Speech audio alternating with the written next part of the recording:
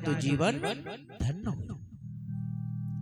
और आप जैसे संत के अगर चरण जिस घर में पड़ जाए तो कृतार्थ, और आप जैसे संत के मुखारविंद से कुछ कथा श्रवण करने को मिल जाए तो जीवन धन्य हो जाता। देखो भक्ति महारानी ऐसे नहीं कह रहे, नारद जी जिस जिसको मिले उसको भगवान की प्राप्ति हुई। माता पार्वती ने भी नारद जी को गुरु बना करके शिक्षा प्रदान की थी, और नारद जी ने बताया था कि तुम अगर भोलेनाथ की उपासना करोगी तो भोलेनाथ तुम्हें पति स्वरूप में मिले।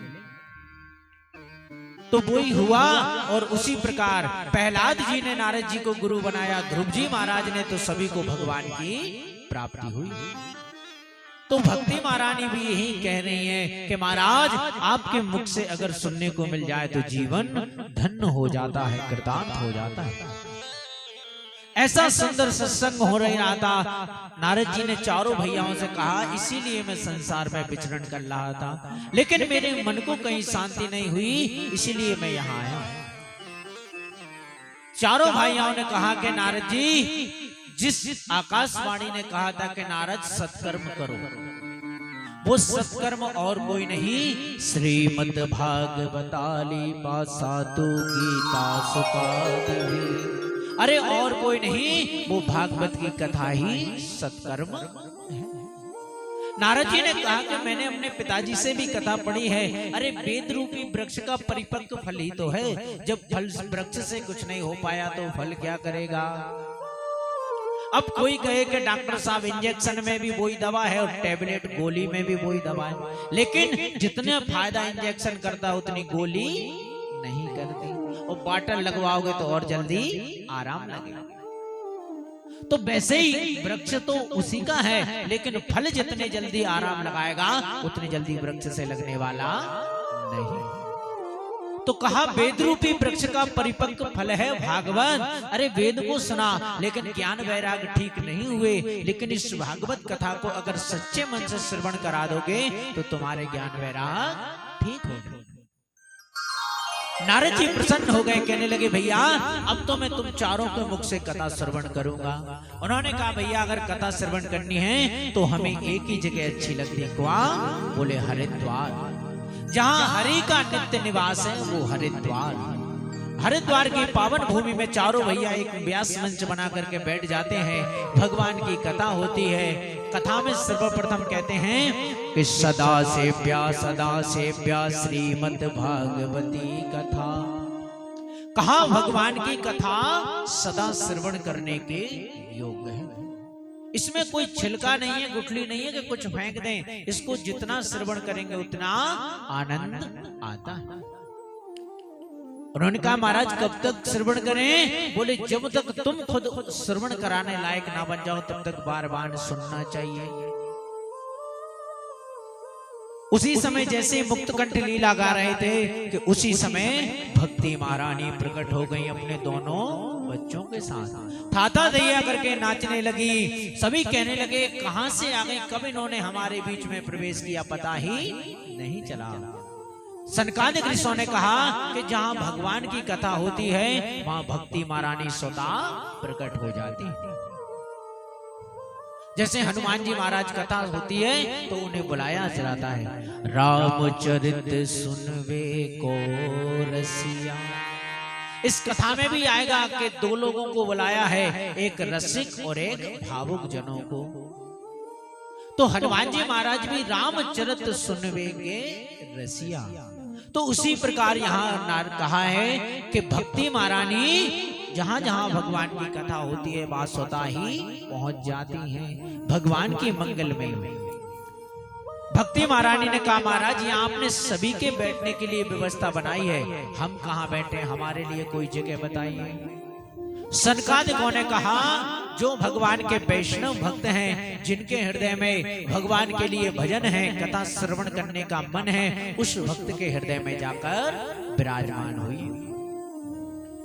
जिसके हृदय में काम क्रोध मोह लोभ मत्सर्य ईर्षा छल कपट भरा हो, उसके हृदय में जाकर मत बैठे। सदा सेव्या श्रीमद् भागवती कथा। कहते हैं पर भक्ति महारानी जब भक्त के हृदय में बैठती हैं, प्रभि सती हृदय देश शांति सूत्रो बना दिया। ऐसे भक्ति बंधन में बांधती हैं कि फिर कितना भी भगवान बैकुंठ जाना चाहे तो जा नहीं सकते। जैसे राम जी जब वन के रास्ते निकले तो सबरी बैठ करके भगवान का इंतजार कर रही थी, लेकिन राम जी कहां जा रहे थे? वन की तरफ जा रहे थे। लेकिन रास्ते में जब सबरी मिली हैं तो सबरी से मिलकर भी गए हैं। मान लो जो भगवान का भक्त भगवान से मिलने के लिए बैठा है, भगवान उन भक्तों को भी दर्शन देने के लिए वन में गए। कैकेयी के वरदान से भगवान गए हैं ये तो सब है, लेकिन कितने भक्त बैठे हैं भगवान के इंतजार में, वन में भजन कर रहे हैं। सबरी कोई साधारण नहीं, 10,000 वर्षों से इन्होंने प्रतीक्षा की।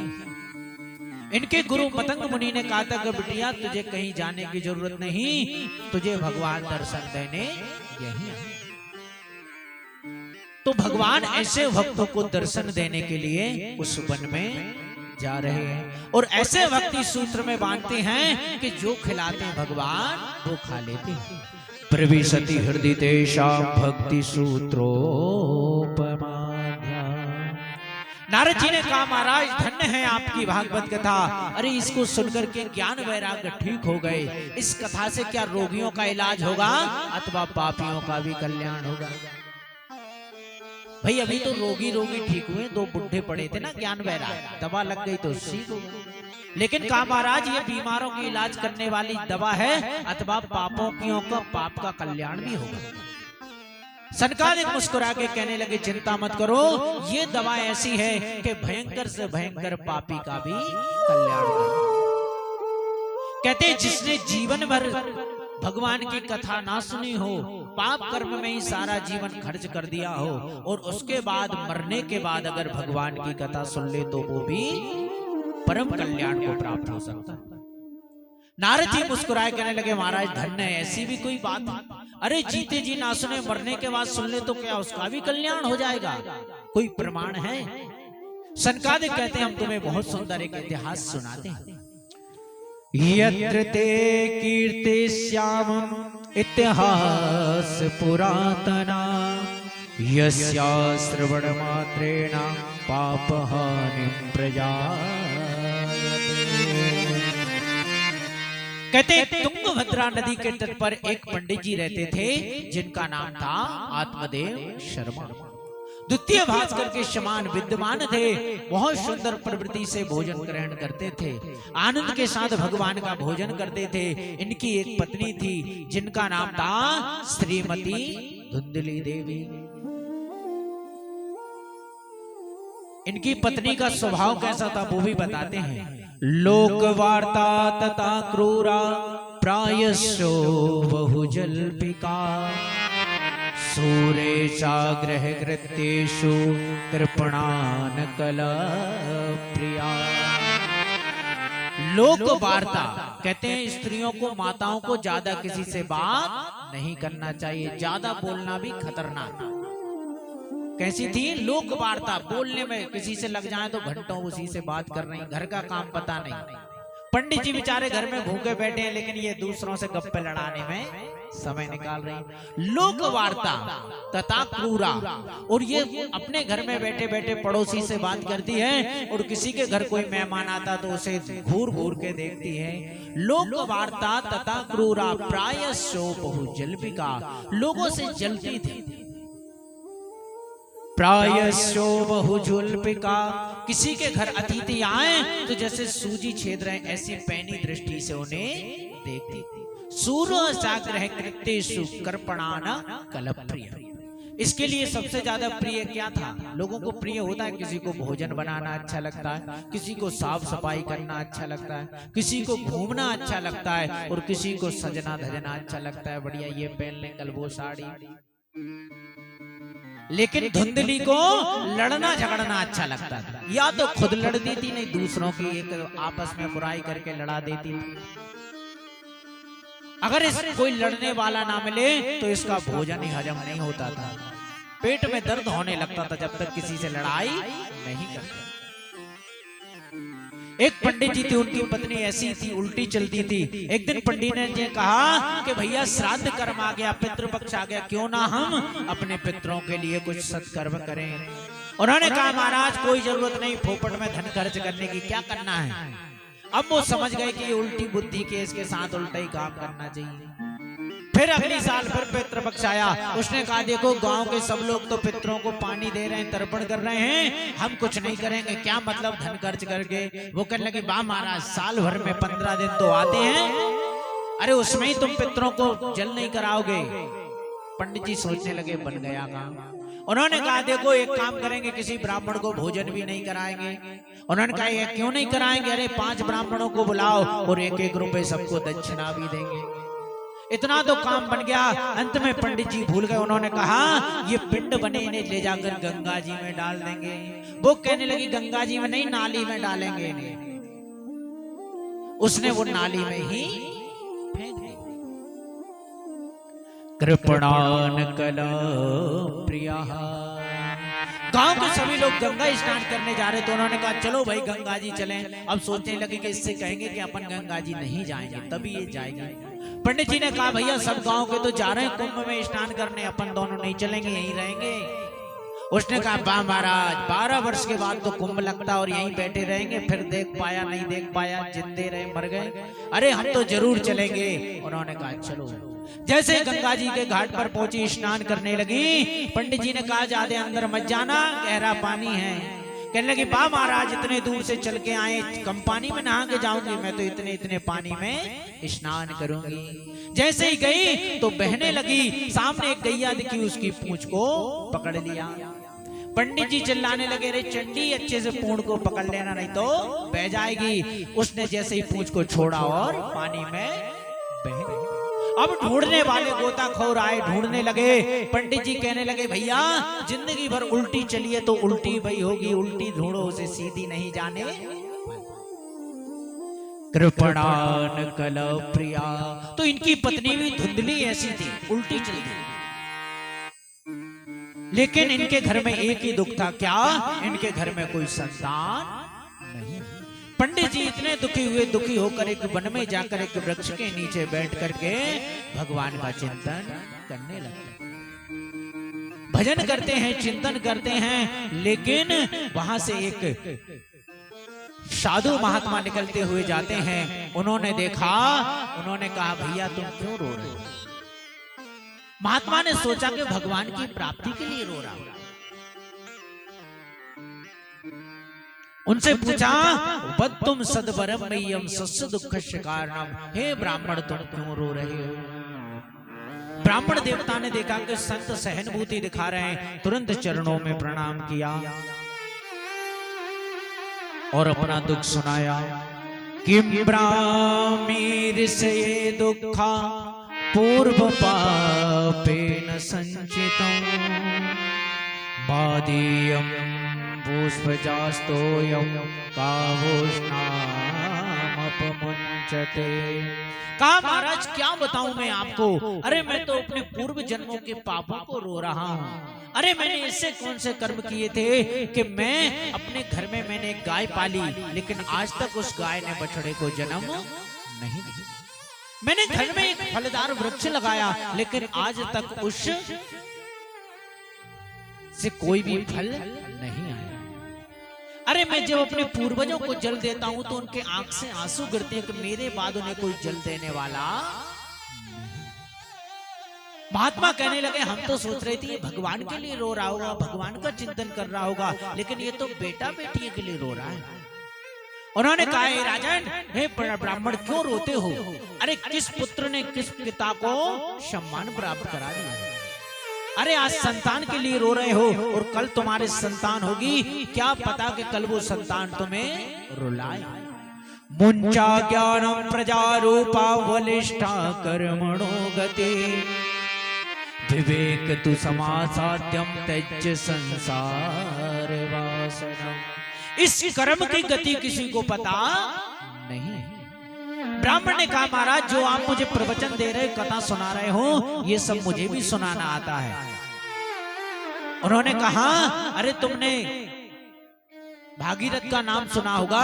सबने कपिल भगवान का अपमान किया, जल करके भस्म हो गए। तब भागीरथी पर प्रकट होकर गंगा जी आई, तब उनके पूर्वजों का उद्धार। राजा अंग का नाम सुना होगा। अरे उन्होंने अपना पुत्र हुआ है बैन इतना नास्तिक निकला कि बाप को ही घर छोड़कर भागना पड़ा। अरे आज तुम रो रहे को संतान नहीं है, और कल फिर रोगे कि संतान क्यों हो गई, ये भी तो समस्या है। उन्होंने कहा महाराज आप बाबा बैरागी बालकों के सुख को जानो ही क्या। छोटे छोटे बच्चे जब घर में किलकारियां भरते हैं तो गृहस्थ का घर तभी अच्छा लगता है। गृहस्थो सरसोलो के पुत्र पौत्र समन्विता। गृहस्थ का घर तभी अच्छा लगता है महाराज। उन्होंने कहा भैया अरे मैं तू एक जन्म की कहता है, मैंने तेरी ललाट की रेखाओं को पढ़ लिया। इन रेखाओं में लिखा है क्या? कहा सप्त जन्म बधिता वो पुत्रों ने वचनेव जान। हे ब्राह्मण एक आध जन्म तक नहीं 7 जन्म तक तेरे कोई संतान नहीं। अब तो पंडित जी बहुत दुख हुए, इतने जोर से संत के चरणों में सिर को पटका। संत ने कहा भैया ऐसा क्यों कर रहे हैं, मर जाओगे।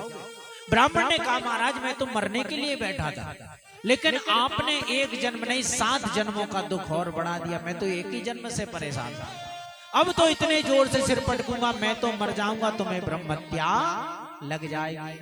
महात्मा कहने लगे अरे ब्राह्मण देवता ऐसा क्यों कर रहे हो? ब्राह्मण ने कहा महाराज या तो मुझे संतान दीजिए अथवा ब्रह्म हत्या लेने के लिए तैयार हो जाएगा।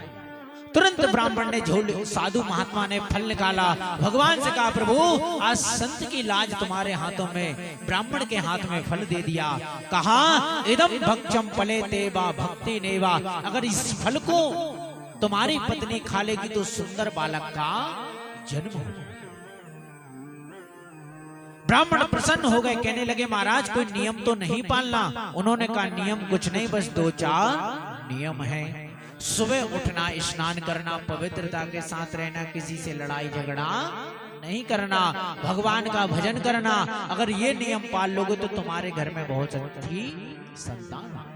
ब्राह्मण प्रसन्न होकर आए, अपनी पत्नी से कहा ये देखो सुंदर सा फल लाया हूं, तुम खा लोगी तो तुम्हारे संतान हो जाए।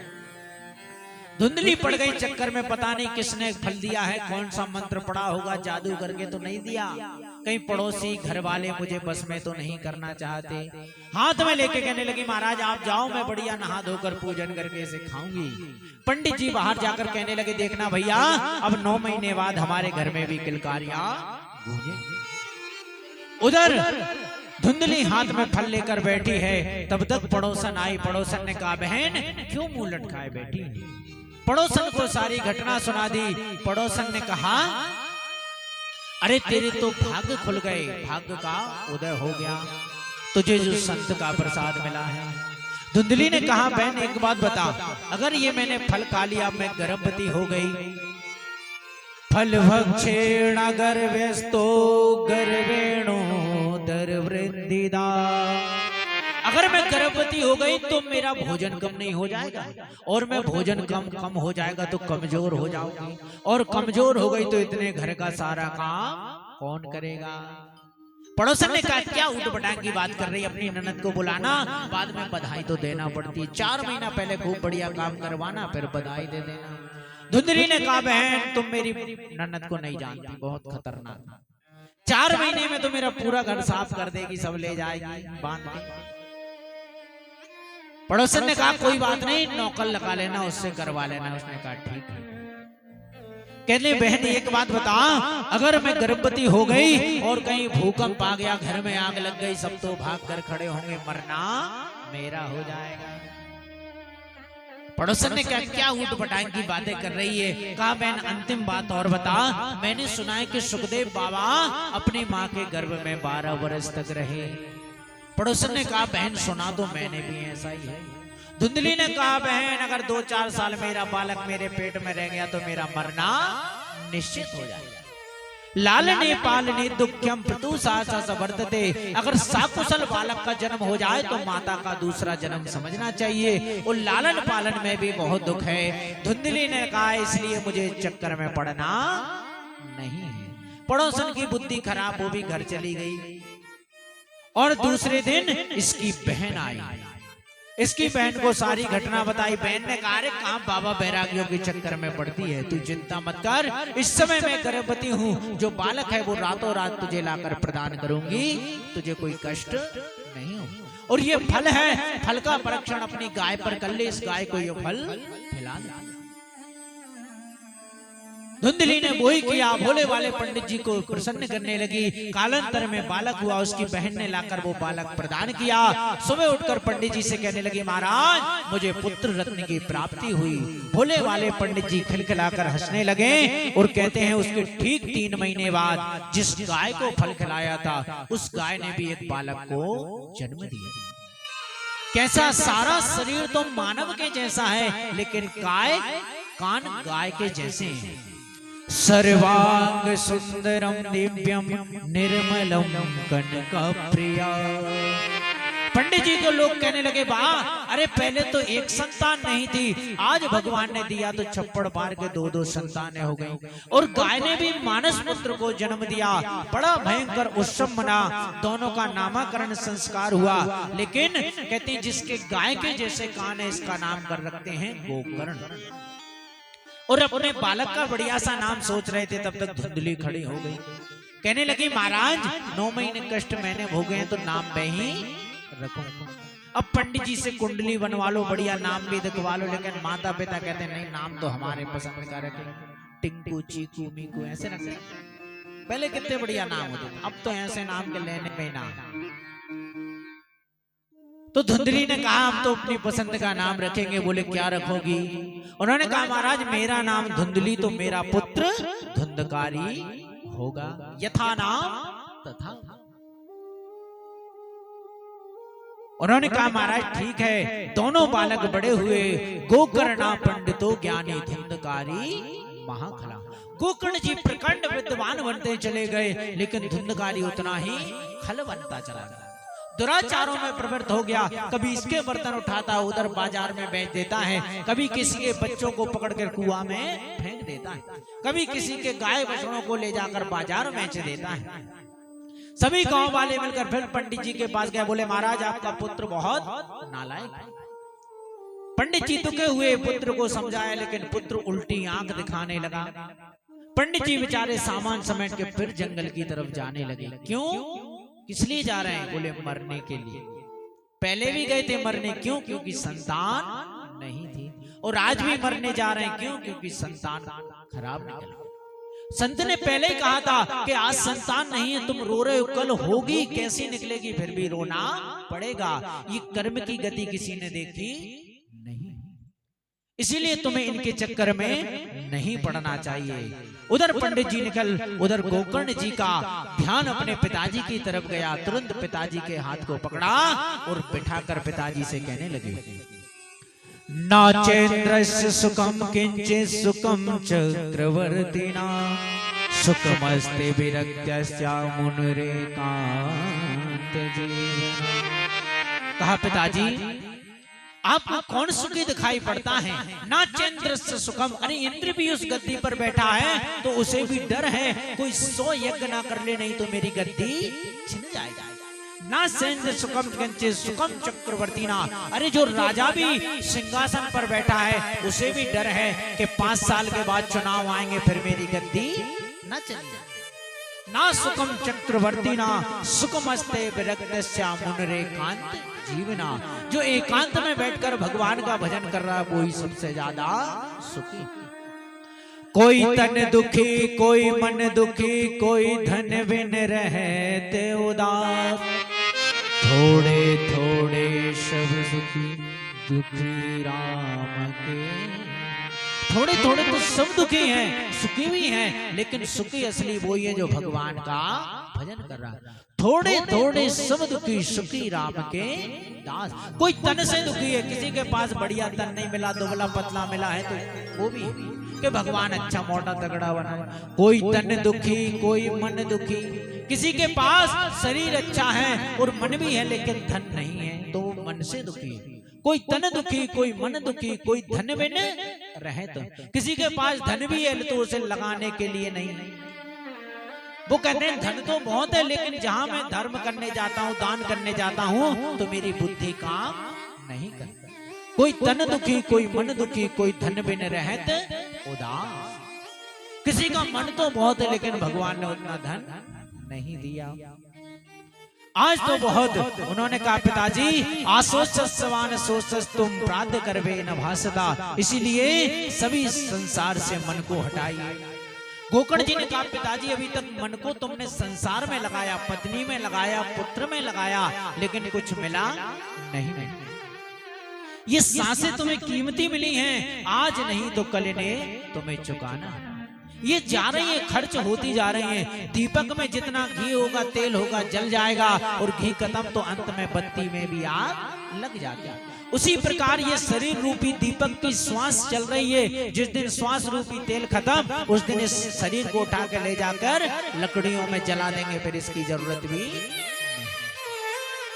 कहा पिताजी किंचित मात्र सांसें हैं, इन सांसों को ही आप व्यर्थ में लगाकर अगर भगवान की जगह लगाओगे, अभी तक संसारियों में लगाया दुख मिला, अब भगवान में लगाइए, कैसे नहीं।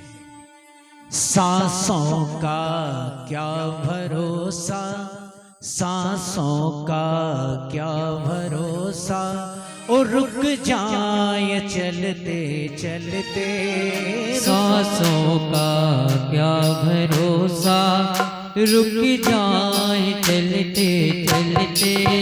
सांसों का क्या भरोसा, रुक जाए चलते चलते।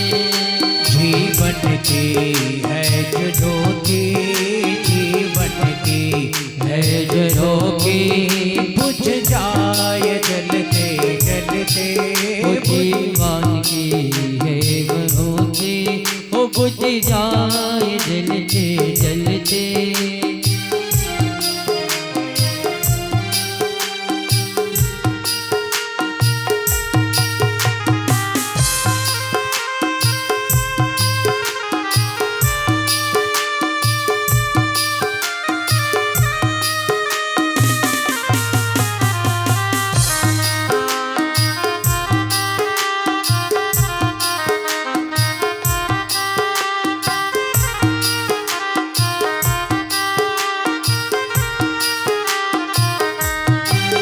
जीवन है 4 दिन का, 2 दिन की ये जवानी।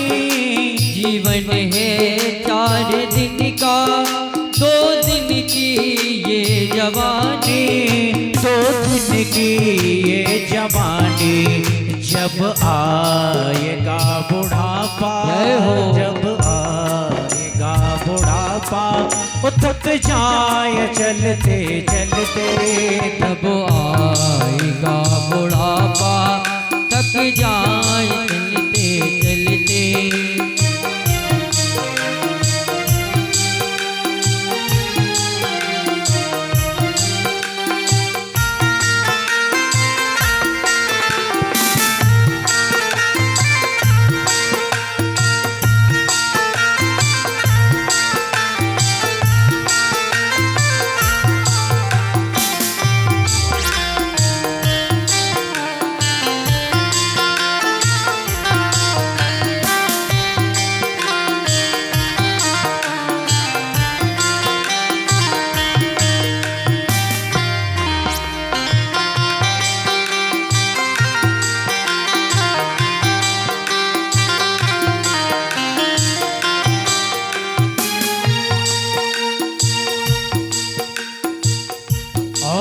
हम यहाँ जो धन कमाते हैं ये सब यही रह जाएंगे, ये कोई साथ नहीं जाएगा। तेरे साथ जाए प्यारे, तेरे कर्मों की कमाई। तेरे साथ जाए प्यारे, तेरे कर्मों की ये कमाई। जाए प्यारे, तेरे कर्मों की ये कमाई।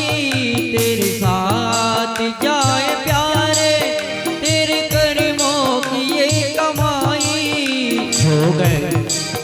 जो गए है बादशाह भी, हम यहाँ का जो पैसा कमा रहे हैं, मकान बना रहे हैं, ये सब यही रह जाएगा। हम जैसे कर्म करेंगे वो कर्म ही हमारे साथ जाएगा। बड़े बड़े बादशाह भी खाली हाथ आए थे और खाली हाथ जो गए हैं बादशाह भी, जो गए हैं बादशाह यूं ही हाथ मलते मलते, यूं ही हाथ मलते मलते, यूं ही हाथ मलते मलते, ओ यूं ही हाथ मलते मलते। सांसों का क्या भरोसा, सांसों का क्या भरोसा, रुक जाए चलते चलते, ओ रुक जाए चलते चलते, रुक जाए चलते चलते। और कहा पिताजी ये सांसें मिली, ये सीमेंट, ये सब यही रह जाए, जितनी मिली हैं, जितनी